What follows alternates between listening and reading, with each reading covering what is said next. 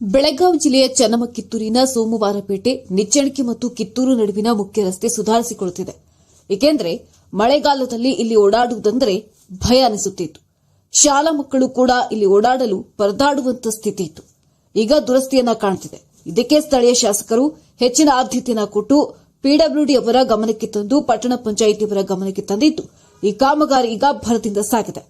ಮತ್ತು ನಮ್ಮ ಎಂಕೆ ನ್ಯೂಸ್ನಲ್ಲಿ ಈ ಕುರಿತು ಈ ಹಿಂದೆ ಸುದ್ದಿ ಪ್ರಸಾರವನ್ನ ಮಾಡಿತ್ತು. ಈಗ ಇಲ್ಲಿ ಓಡಾಡುವ ಜನರು ಇದು ಎಂಕೆ ನ್ಯೂಸ್ ಫಲಶ್ರುತಿ ಎಂದು ಮಾತನಾಡಿಕೊಳ್ಳುತ್ತಿದ್ದಾರೆ. Bureau report, MK news, Channamane, Kittur.